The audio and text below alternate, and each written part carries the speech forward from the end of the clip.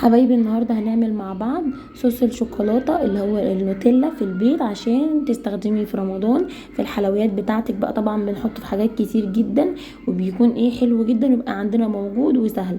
هنعمله ساده وهنعمل بالبندق وهنعمل برضو السيرب بتاع الحلويات عشان لما تيجي في رمضان تعملي الحلويات بتاعتك يكون الشربات جاهز معاكي على طول وما تبقيش تاخدي وقت كتير، لان طبعا كلنا عارفين ان رمضان وقتنا بيكون ضيق. بس قبل ما نبدا وصفاتنا، لو انت اول مره تشوفوني، انا اسمي هاجر، وما تنسوش لايك للفيديو واشتراك للقناه. اول حاجه كده هنبتدي بيها هو صوص الشوكولاته، وعايزه اقول لكم بجد خطير جدا وطعمه حلو قوي وسهل ومبياخدش مننا وقت خالص.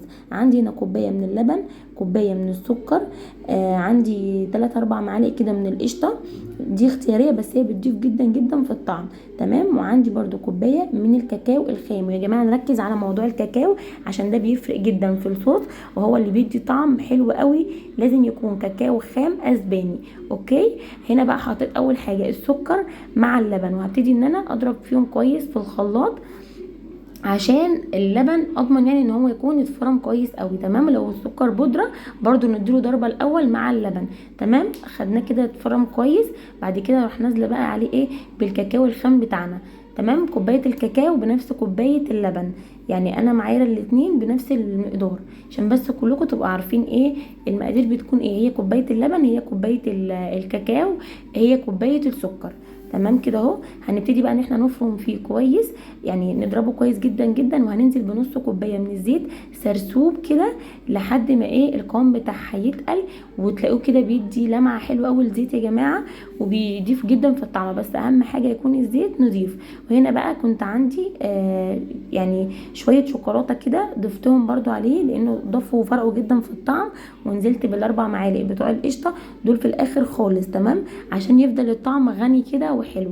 هنضرب بقى كويس جدا لحد ما كل الحاجات دي تندمج كده مع بعضها وتبقى خلاص مفرومه كويس وجاهزه معايا. تمام. ما نستعجلش عليها ان احنا يعني نعملها بسرعه، لا ناخد وقتنا فيها براحتنا لحد ما نظبطها خالص ونخلي القوام كله يبقى مظبوط كده معايا. وهي عايزه اقول لكم كل لما بتقعد بتتقل. طبعا احنا هنقلب كويس كده بالمعلقه عشان لو في اي بودر من الكاكاو يكون مظبوط. بصوا القوام بتاعها عامل ازاي، القوام ده مظبوط جدا جدا عشان احنا لما نسيبها اصلا ولسه هنحطها في التلاجة هتتقل معايا وهتبقى تقيله جدا. تمام. فاحنا ممكن نستخدمها بقى لما نيجي نعمل كنافه بالنوتيلا، نعمل بسبوسه بالشوكولاته، نعمل بصي ليها استخدامات كتير جدا جدا بصراحه، وبتريحك جدا عن ما انت يعني تكوني لسه هتعمليها في وقتها وهتعملي الوصفه والكلام ده. هنا بقى نركنها على جنب ونعمل بقى الوصفه التانية. ده كده شويه من البندق حمصتهم على النار، وفي نفس الخلاط عادي جدا هضيف البندق وهضيف عليه نص كوبايه من السكر عشان الكميه بتاعت النوتيلا اللي بالبندق اقل من الكميه الاولانيه اللي هي الساده. تمام. هضيف بقى اللبن والسكر والبندق اللي انا حمصته على النار. لو البندق بتاعك محمص يبقى تمام هتشتغلي بيه على طول. هنديهم بقى فرمه كويسه كده عشان البندق يتفرم كويس معايا في الخلاط لحد ما الاقي يحس ان هو اتفرم خالص. بعد كده هنضيف عليه الكاكاو. عايزه اقول لكم يا جماعه اللي بالبندق خطيره بجد، طعمها فظيع. ضفت كده الكاكاو بقى اهو، وابتدي ان انا اعمله كويس، افرمه يعني كويس، وهنزل بقى بسرسوب الزيت زي ما قلت لكم. مش هننزله مره واحده وهو الخلاط شغال، هننزل بيه سرسوب كده زي ما انتم شايفين لحد ما كله يلف مع بعضه ويمتزج كده يبقى حلو.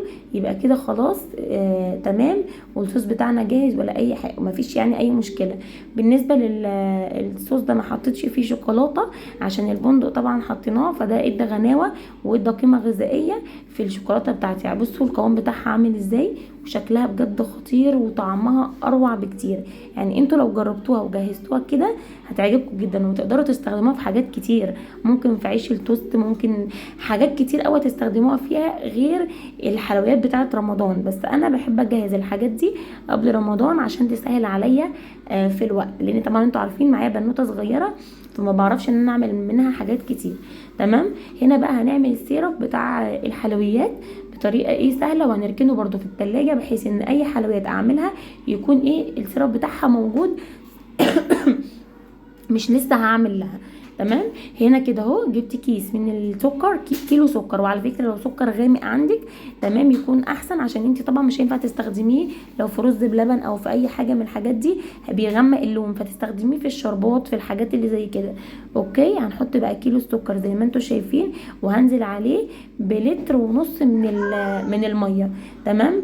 ما تقولوش ان هو كده هيبقى دلع، لا خالص، هيبقى كويس جدا، لان احنا لسه هنضيف له اسمه ايه عسل كلوكوز، وهنضيف له برده معلقه من العسل النحل.